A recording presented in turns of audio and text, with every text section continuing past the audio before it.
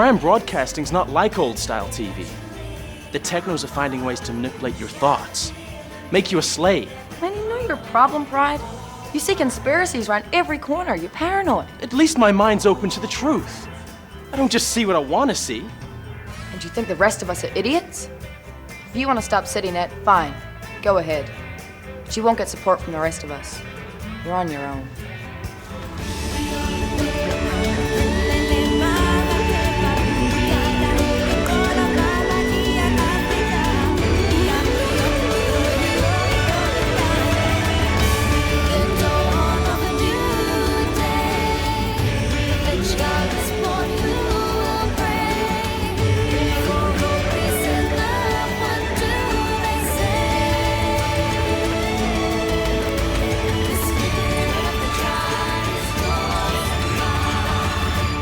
Welcome to Series 4, Episode 25 of Conversation on Eagle Mountain, a podcast about the tribe. I'm your host, Lance, and joining the podcast panel today is Liz. Hello. And Sabine. Hi. With episode notes done by Matt and myself. So, Series 4, Episode 25. The screenplay was done by James Wiley. It was directed by Costa Boats, and the episode synopsis was read out by Sabine. The Mallrats disagree over the introduction of the Technos' latest innovation.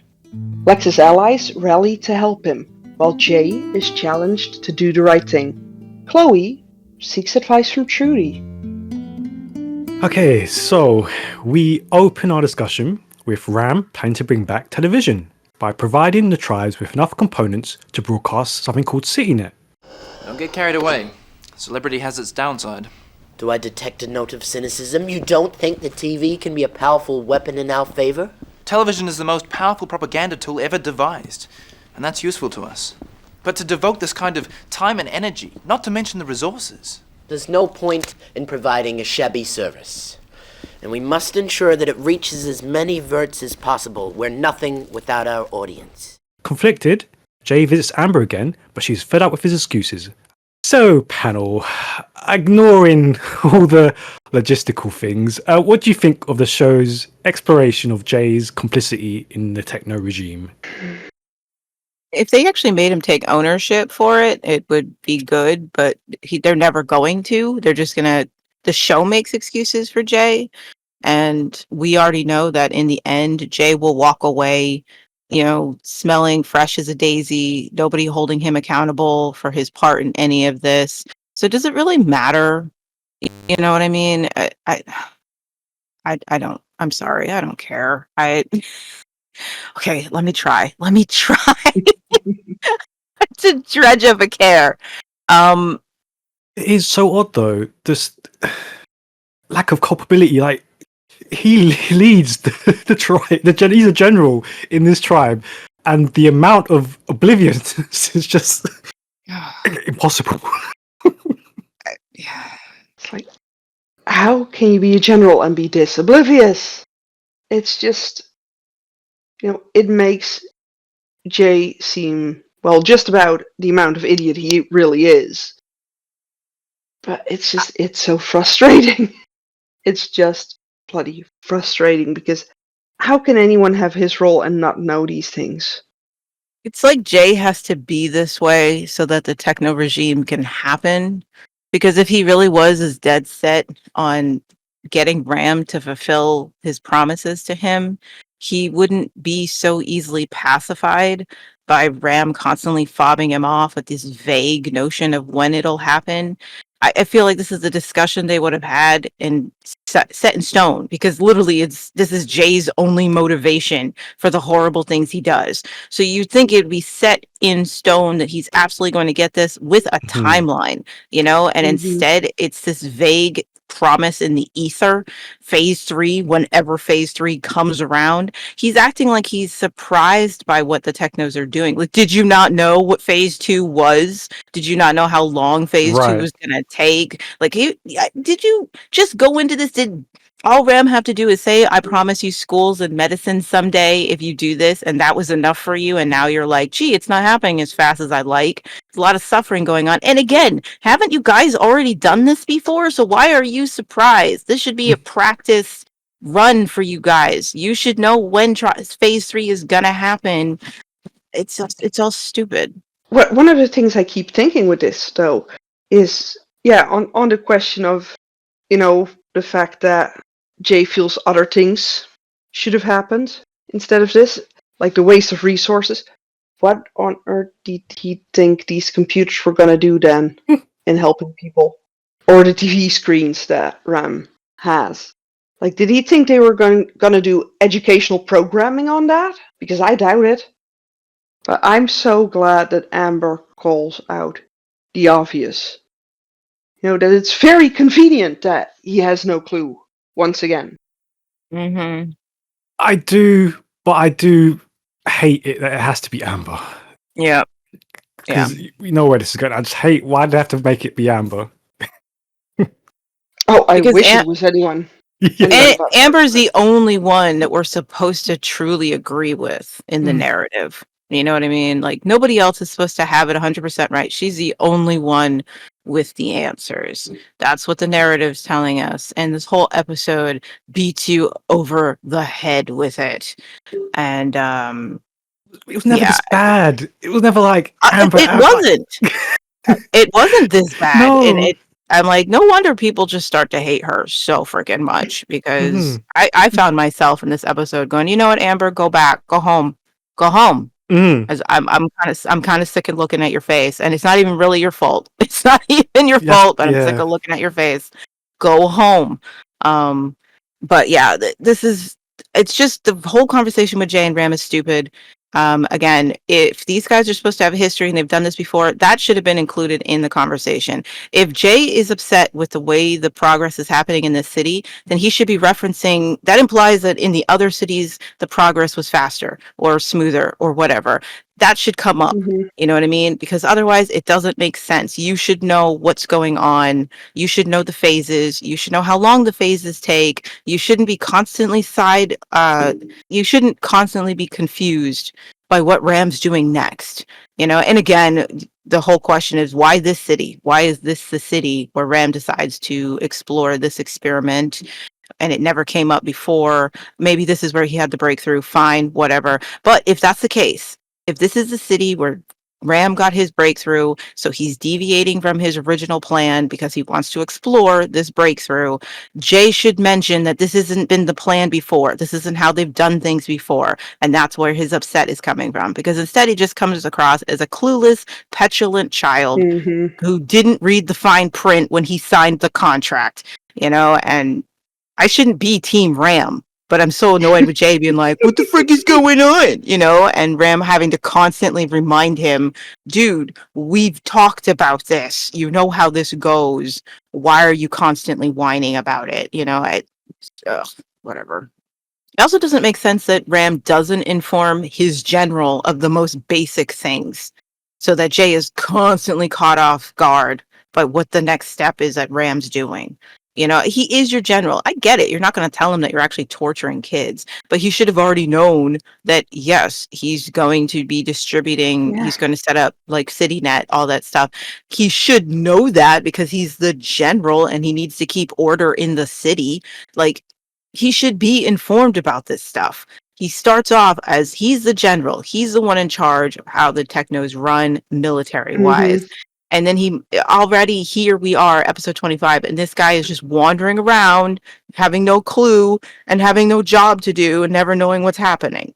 And the worst part about it is, I wouldn't even mind if Ram just used him as a poster boy, but we've seen that he has been deeply involved in things, in the invasion, in the different phases. So you can't pretend that he just was nothing when he has been so heavily involved. Yeah.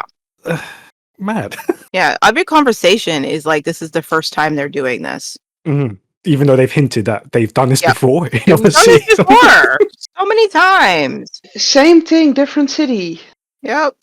Yeah. Do we always have to have the flares? All that crap. Right. But yeah, I was with Amber. Like, just get out. I don't want to hear your excuses anymore. Mm-hmm. All right. I don't know how anyone could be the general and be cool with not knowing anything. And that's literally the only thing you can say. It's your only excuse. I don't want to hear it. Get out. It's an interesting point we've reached, though. Because he's just desperate for her to think he's a good person. He's desperate for everyone to think he's a good person. And Amber's calling him out on that. Like, why don't you go be a good person? Stop seeking my affirmations, dude. Right. Get out. But yeah, that does seem to be where we landed. You being on Ram's side, me agreeing with Amber. Yeah. It's like, the sky is falling. Look what the Mhm. season 4, look what you've done to me and Sabine. Look at you. Look what you've done. How dare you? Right, yeah, let's follow directly on from this because at the mall, the tribe are divided over the imminent launch of CityNet. For Mouse's sake, let's act now. Doesn't she have a say? Or do we do it for our own good without consulting her? She's not old enough to understand. Kids, what do you think about CityNet? Can't wait. Yeah, it's gonna be great. Later, Pride does try to drum up support from the other city leaders, but they are comfortable with CityNet and its dangers and accuse him of being a conspiracy theorist. So yeah, I mean, okay, yeah, let's just start with the debate in the mall over CityNet. Okay. It's a decent debate. As always, there's much more that could be said, but they make some good points, you know, given their points of view. I get where Celine is saying, like, we can't just close our eyes to whatever they're doing. If we need to know who our enemy is, we need to know what the propaganda is.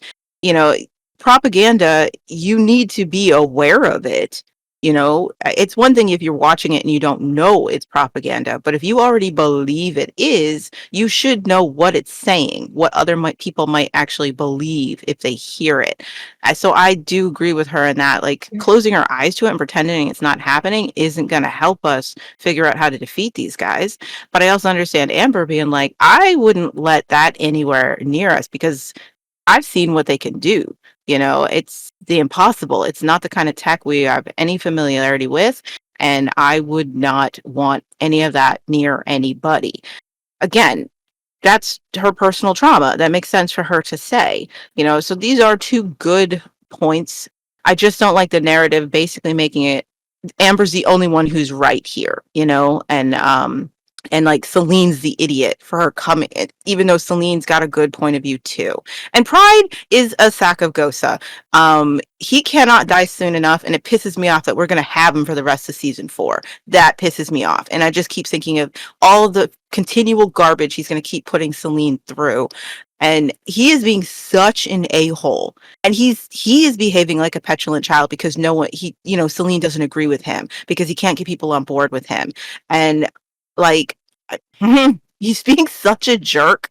There's a way to give your point of view and express your frustration without basically saying everyone else is stupid for not agreeing with you. I love when Celine says, he goes, why are you being so difficult? She's like, because I don't agree with you. Grow up, dude. Yeah. You know, if you've never had a discussion with people, and it's such a far cry from Pride, who was the regulatory voice back in season 3 when other people were arguing. Mhm. He was the one who was able to see both sides and come in and help them meet in the middle. And now he's this guy. Yeah. I hate him so much.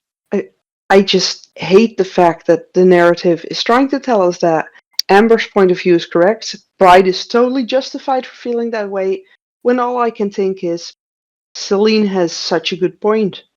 You want to know what the enemy's up to. How on earth are you going to defend yourself against it if you don't know what they're doing? She definitely had a good point, but it's just because she started by saying, oh, Mouse needs to have a voice in this techno propaganda. That's what clouded it. But then, yeah, Pride went completely over the edge with his nonsense. But yeah, that kind of set it off. And what really annoyed me is that in season 1, Amber would have been the person vouching for the children having a voice. Yeah. Mm-hmm. Absolutely. But when Celine says it, she's crazy. Mm-hmm. You know, like... Another one for how crazy this episode is. We agree with Celine. And she's I don't agree with Celine that Mouse needs to be injected into this propaganda. No, the adults should be dealing with this. That was odd, I felt. the mouse doesn't need to be subjected to this propaganda. They need to see it themselves and figure out what the Technos are doing, not mouse. She doesn't give a very good reason for the kids seeing it, aside from they should have a No. choice. And I agree, kids should have a voice. You should speak to them about the stuff that they're taking in. But when she asks the kids how they feel about it, and they're all excited. She goes, "Do you want to wipe those smiles off your face?" I'm like, that's not a good Yeah. excuse to expose them to just anything. No. You know what I mean? Of course they're excited by a bright screen television back. Of course they are. Exactly. Like- Children like a lot of things that are dangerous for them. right. And these kids probably don't even remember seeing a television. I mean, how That's old what I was trying to Mouse? think about as well, yeah. Mouse would barely remember it. Even if she can, it's insane. I don't think she can. I just don't like the narrative dogpiling on Celine, as though she doesn't have anything of merit to offer this conversation. And Oh yeah. Pride is just being the biggest tool. And I Yeah, love that how was ridiculous. I do love how Amber keeps trying to play straddle the fence by saying, well, I don't want to get involved because we're not sticking around. She is not interested in fighting these Technos. She's not interested in trying to get Bray back. She's just wants to be away from all this. And I'm not judging her for that. But then she keeps sticking her nose in and making her opinion on it very, very clear. And I just feel like for someone who doesn't want to get involved, you're certainly getting involved. You know what I mean? In a very sensitive situation is all I'm saying. You're not doing much to ease the tensions here, Amber. Whereas in the past, you would have been better. She would have, yeah. Reading the room and being like, ooh, I got to be careful with what I say here. Because there's a power struggle between two people who actually do have affection for each other. Like, she knows all the details here. She knows that Celine likes Pride. She knows that Celine is insecure about Pride's feelings about Amber. You'd think she would tread way more carefully here. And Yeah. I don't,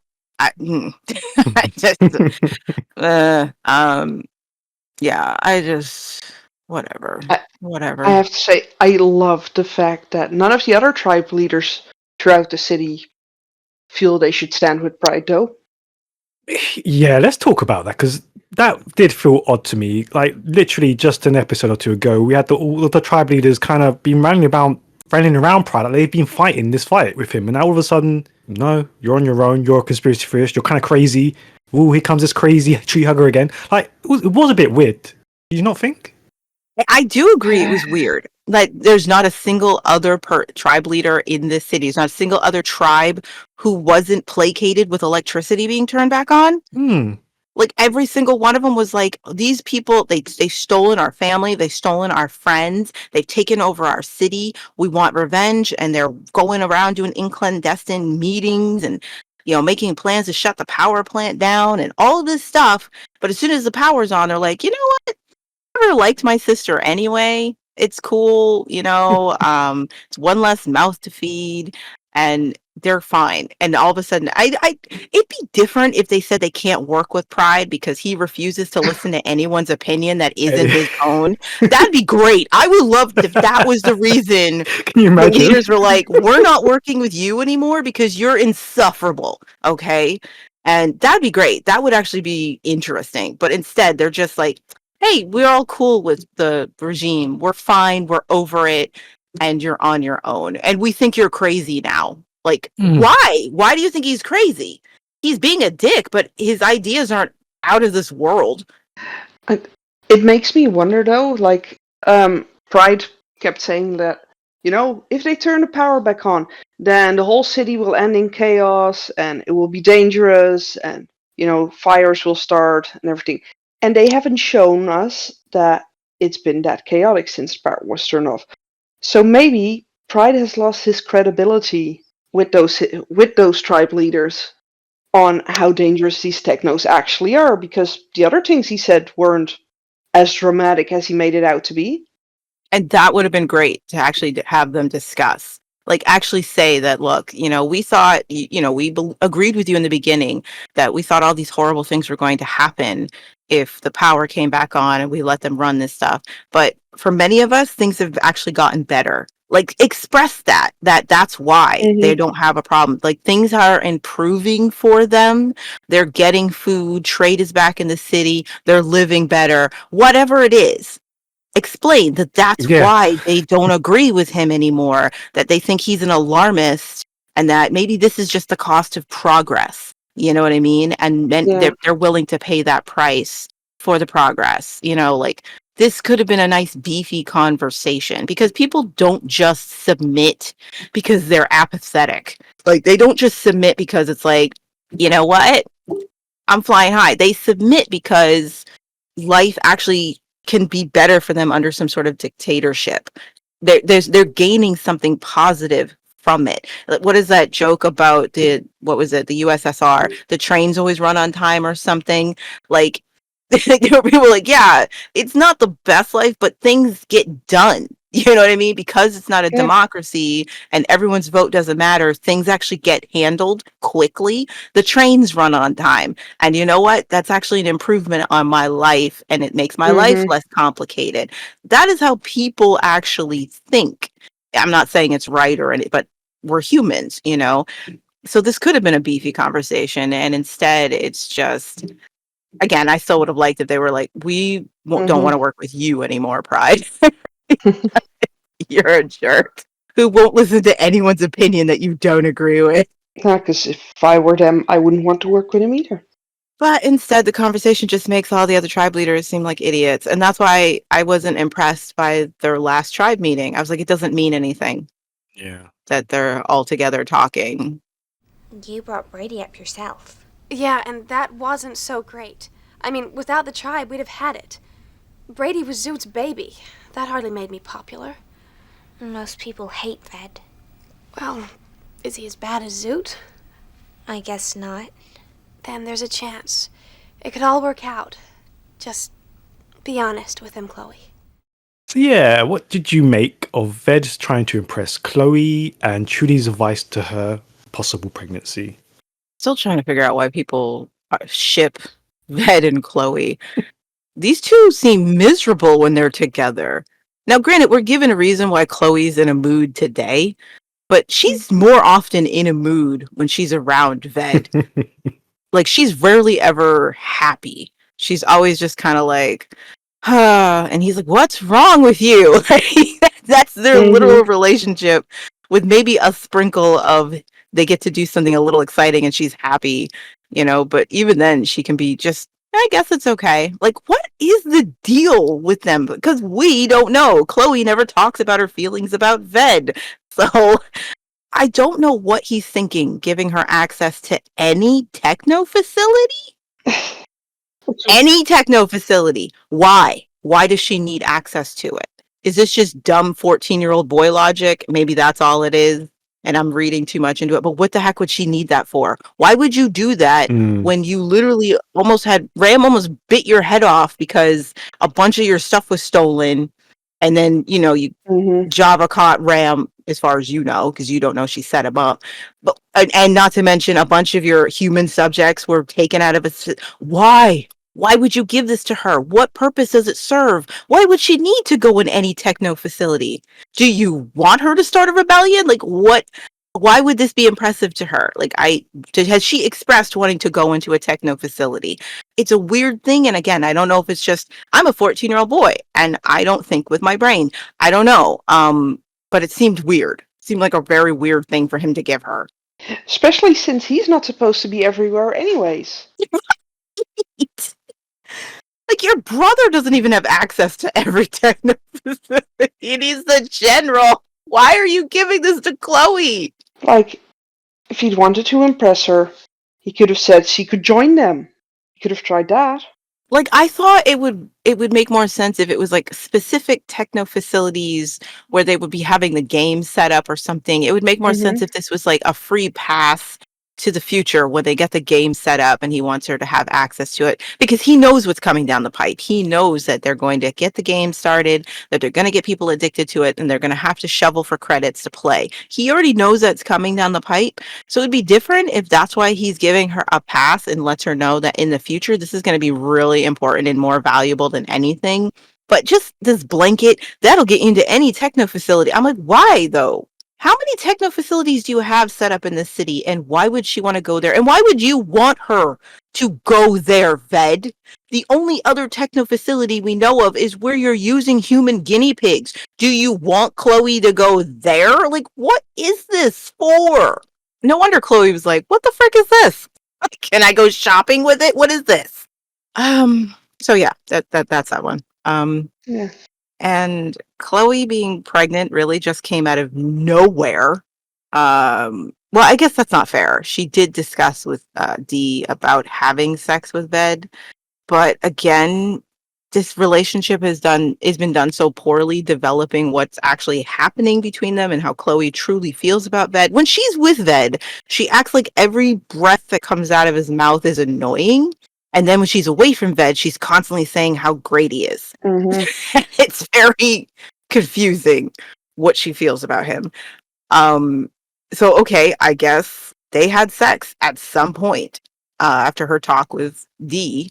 And I will say, I think this is one of the worst discussions about having sex and the consequences of it. One, if you were 9 and you were watching this, and let's say you haven't learned anything about sex, you wouldn't know how Chloe got pregnant, because if you look at the progression of Chloe and Ved's story, many scenes seem to have been cut out. Yeah. The visual shorthand that tells the story of what's been happening in their relationship is missing. I imagine there are plenty of kids who were like, all I've seen them do is kiss, fully clothed. Is that how you make a baby? I'm I've sure there no were doubt many there are kids. Yeah. very confused about what Chloe and Ved did for her to get pregnant. I did like that she went to Trudy, though. Even though the conversation wasn't a big conversation, it was just more the fact that she actually asked, how did you feel back then? How did you know? Especially the bringing up the Zoot part, because, you know, for Chloe, that's the only person she can think of who had a baby with the enemy. Yeah. That was nice. And who could have imagined 1.5 seasons ago that with something like this, Chloe would go to Trudy? It was a good talk, even though I think it could have, obviously, I'm going to end up saying this a lot, more words, but this is actually a pretty decent one. Probably the most decent conversation in the whole episode. Of course, Trudy's being a rock star. I really like how she focuses, again, this isn't about our gang wars and who's bad and who's good, because Chloe potentially being pregnant is bigger than all of that. We're talking about, this is a kid, and she's going to need the child's father involved. Yeah. Like, this is what's more important. I like that she says that it doesn't matter if he's the bad guy. He's the father of your child. And if you guys can do this together, then that's what you need to do. Screw everybody else and their opinions and their judgments. It's bigger than all of that, sweetie. And I bet that's advice she would have liked to have, when she was going through it, and she knows for a fact what it's like to have to do it on your own. And that it's not ideal. Because Chloe's like, I mean, you did it by yourself. And she's like, yeah, that's not the way I would have liked to do it. It wasn't ideal, Chloe. No, and she had everyone else. She's like, without the tribe, me and Brady wouldn't have made it. It takes a village to raise a child. And especially in this world. And you're a kid. Like, if you and Ved can make this work, then you make it work. It doesn't matter what side he's on. Because at this point now, you guys are team parents. Like, your team. You got to be one. So you got to talk to him, and I thought that was pragmatic advice. Yeah, because at the end of the day, if Zoot hadn't died, he probably would have, at least tried to be there for Trudy and the baby. Maybe. In one way or another. Maybe he would have lasted a week and said, this is BS. And I'm out. But we never get to know. But, and I'm pretty sure it's something she considered from time to time with the whole what if. If he had lived, could we have made a go of it? Could we have made it work, Could he have been there to support her? Right. It doesn't even matter if we're romantically involved. If I had had her other parent there, you know, because doing this alone is not ideal. Yes, you can do it. Lots of people do. Mm-hmm. They step up and they take care of their business. I was raised by a single mom. Badass. Awesome mom. She's still my hero to this day. But I know that wasn't her dream. That's not the way she wanted to do it. She would have loved if our fathers had stepped up, you know, but they didn't. She had no choice. And so, yeah, like you can do it on your own. It's not ideal though. Unless he's a danger to you and that child, try to make it work. Yeah. And again, not like it doesn't have to be romantic, but co-parenting, super important.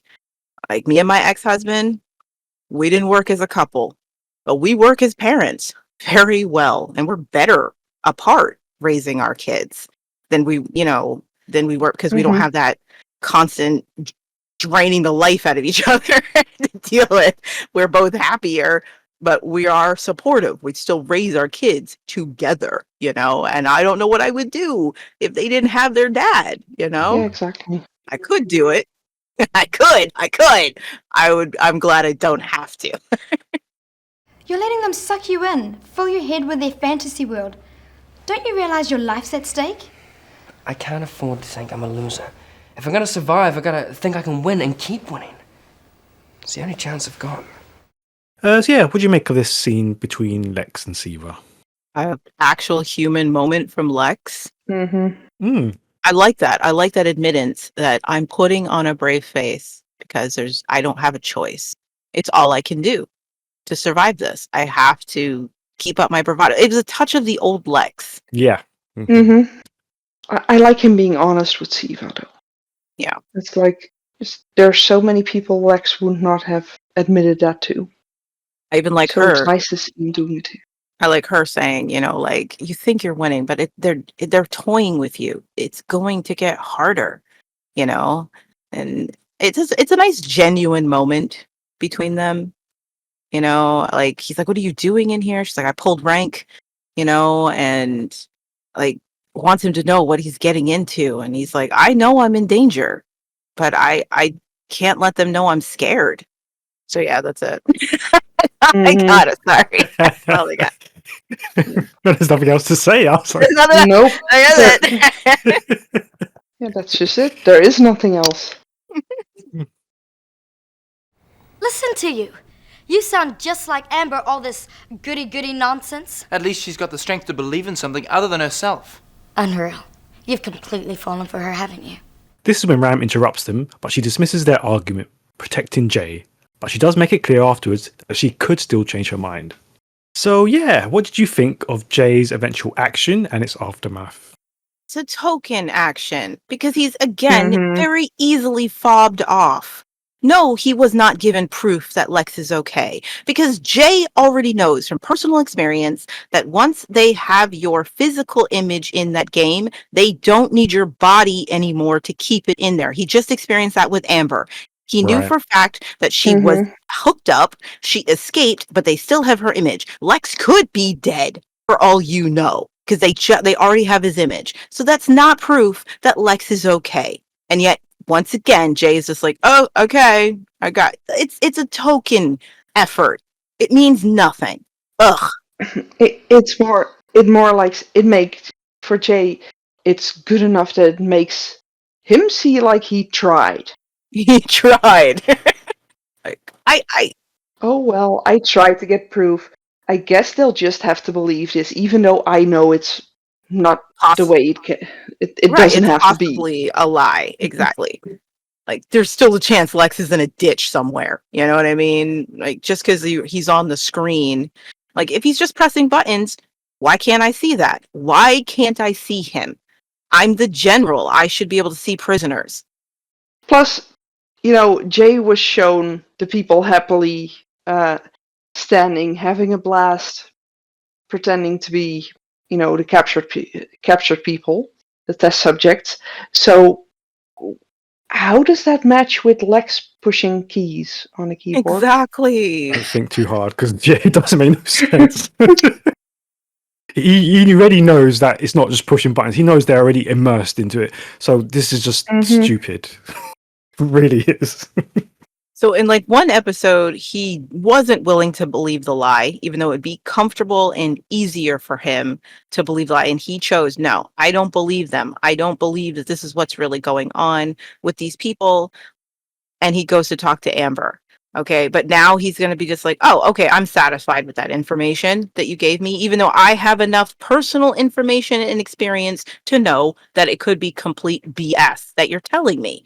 Yeah, but Amber's already sent him away, so why care? And I gotta, okay, I don't want to go too hard on Amber in this scene with her and Dee, but I just have to say, there's a little bit of whole grain audacity here, just a little bit. Amber, you were kidnapped by these Technos and hooked up to a bunch of machines and put in a living nightmare, and your friends rescued you.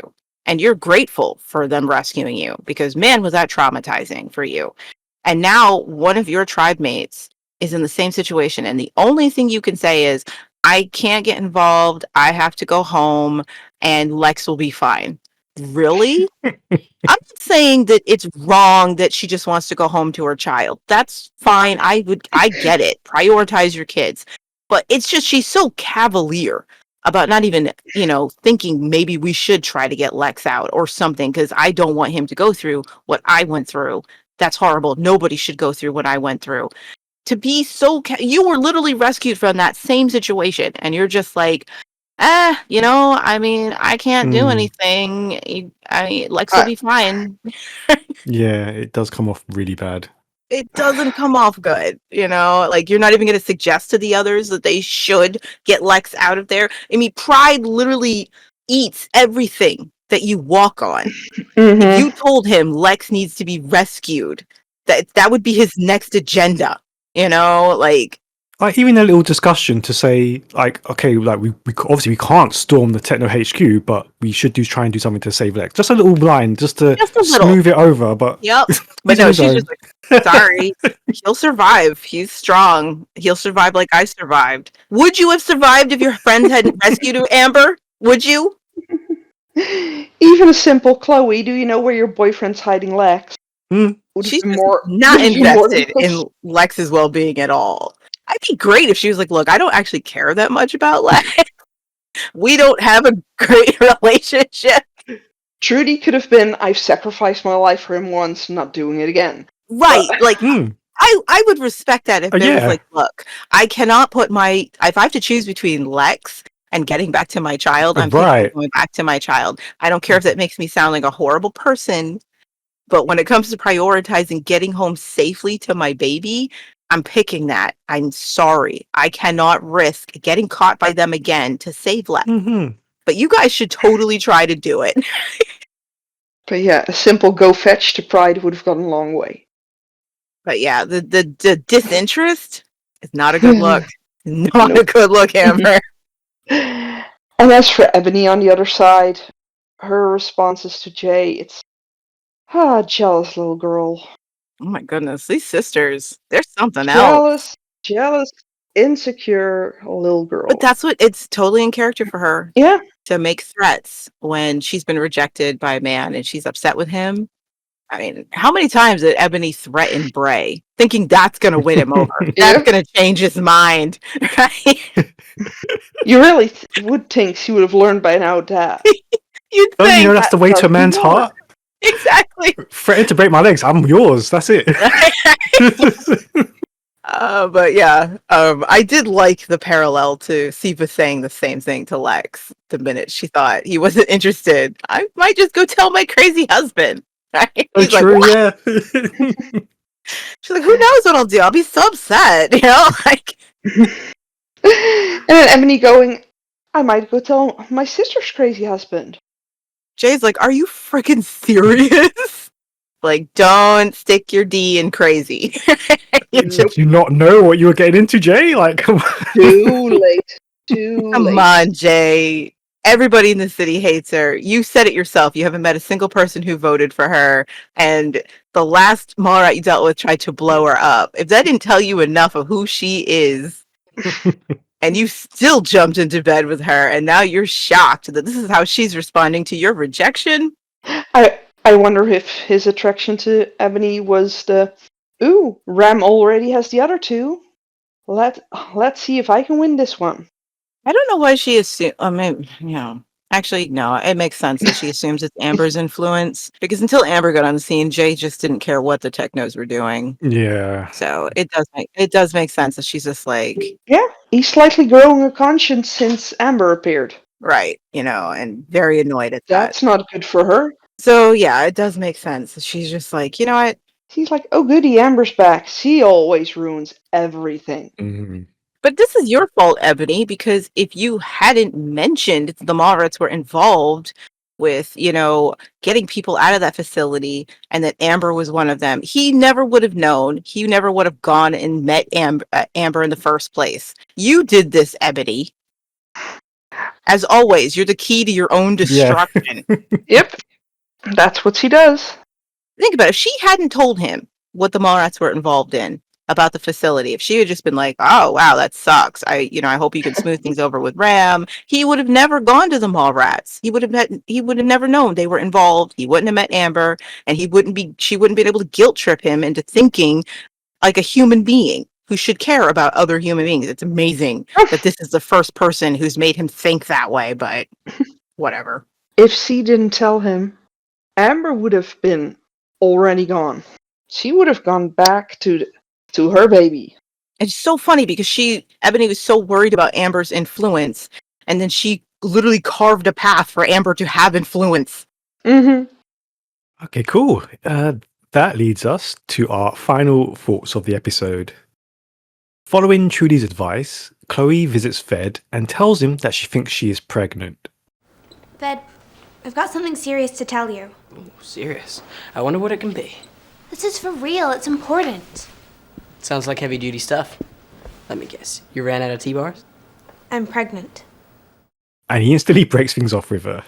So yeah, how did you react, panel, to Ved's reaction to Chloe's news? Of course he did. He's a 14-year-old boy. And he's a jerk most of the time. Like, come on. It's like, he's not like Ryan. It's like, anyone with more common decency would have responded differently, but from Ved, this was more of a response than we could have expected. And if we had delved more into their relationship, this would be really heartbreaking, because she does the right thing. She goes straight to him and tells him, because, he has a right to know. A lot of people would argue that. He has a right to know. And he didn't. There's a nice way to tell someone you're not interested in playing Happy Families, Ved. He's such a dick to her. I wish something came of it, but nothing really does, because as soon as she finds out she's not, they're fine again. I wish we would have at least gotten a moment where Ved is just panicking with the what if Ram finds out about this. Yeah, that'd be great. There'd be some depth to it. That would have... Yeah, but there isn't any depth. Because that would have been awesome. It could have been really awesome. Mm-hmm. But no, he's just a jerk. And this doesn't really affect how she feels about him. She's mad at him until she's not pregnant anymore, and then tells him, and then they're fine again. And she doesn't seem to have any complicated feelings about that. Yeah. So it doesn't go anywhere, It's just, it kind of feels like drama for drama's sake.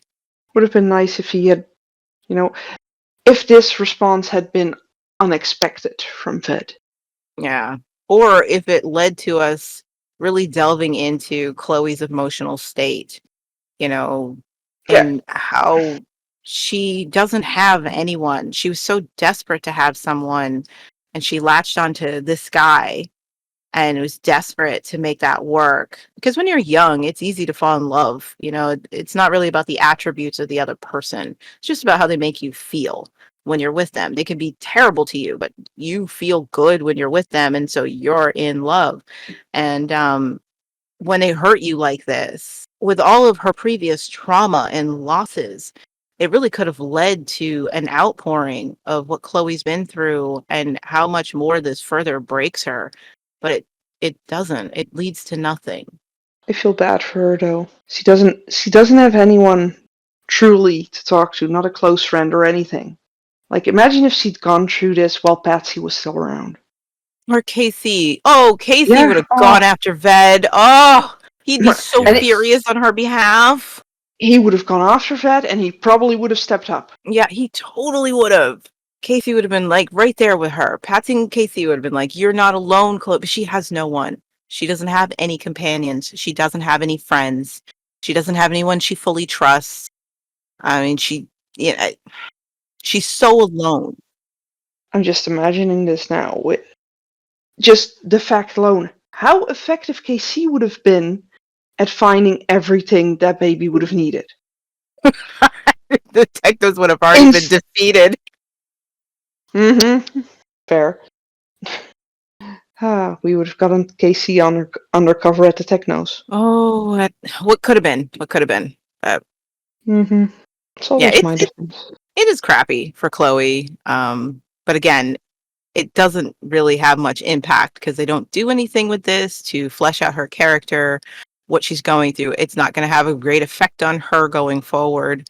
It's just this dramatic moment for the shippers to be like, oh my gosh, and he's forgiven. And they forget about it again.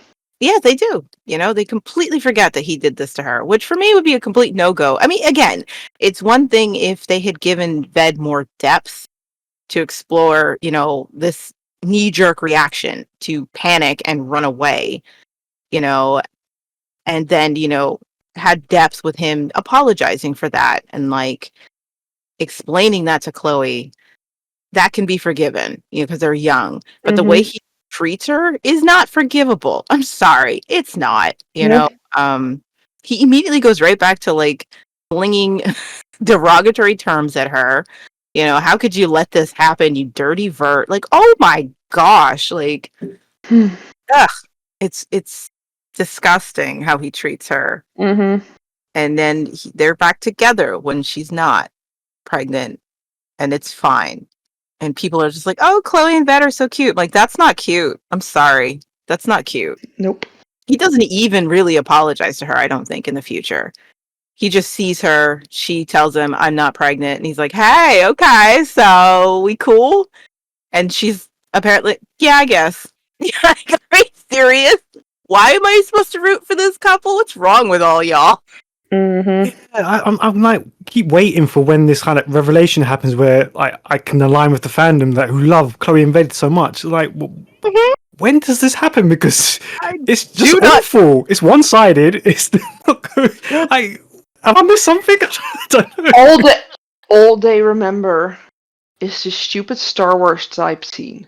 Oh, yes, they remember. It's the password scene. That's all they remember is the password scene where she's trying to log in, and she's like, "What's the password?" And he's like, "He's been drugged," and he's like, "It's you." And then she types in her name and realizes that she's his password. That's it. That is it. That's the magic of Chloe and Ved. which from someone with Ved's level of apparent computer intelligence is completely and utterly stupid. Right? There's no numbers, no characters, nothing. Just Chloe. It's like welcome 1, 2, 3. But I guess for the fandom, it's like, see, he really does care for her.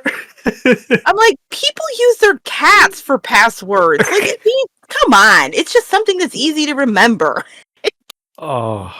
He probably picked Chloe because it doesn't have that many letters. No, because people can spell it wrong. Exactly, that's right. It's a difficult They'll password. never guess if it has an H or not. Oh man. Yeah, so I'm just like, all right, you're a tool, but it is in character with Ved. It's not like it came out of nowhere. So I'm not like saying it sucks because why would he do this? It's just he's Of course he did. Of course he did, and it doesn't really have any impact on either of them. Like, Ved doesn't walk away and gain any introspection from this. He doesn't even seem bothered by it, so they don't do anything with it, so it doesn't matter that the scene even happens. Yeah, so you just end up thinking, what was the point? Like, why go through this if it's going to have absolutely zero payoff? Yeah, I think the only real payoff it gives us is it steers Chloe more down the route of being willing to betray him. by trying to by drugging him and getting into his computer files. But again, they don't use that's more headcanon speculation. The fact that he was willing to just completely ditch her when she needed him the most, and so she's more guarded with him in the future. And when her friends are like, dude, you're close to this guy, we need to get into the techno files and stuff like that, you could do it, Chloe, and she's willing to do it. But again, it's not like that's in the writing of the show that's why she's willing to do it. It's more me just thinking maybe it played a part in why she was willing to do it. That brings Series 4, Episode 25 to a close. Thank you very much to the panel, and you can show your support by clicking on that like and subscribe and following us on all the major platforms. You can also leave us a comment or get in touch if you'd like to take part in a future episode of the podcast yourself. Just search for thetribe.co.uk or Conversations on Eagle Mountain. You can also throw us a donation. Just head on over to buymeacoffee.com/thetribe.co.uk. And we'll see you next time for episode 26. Until then, bye. Bye. Starting to sound like a threat. Bye.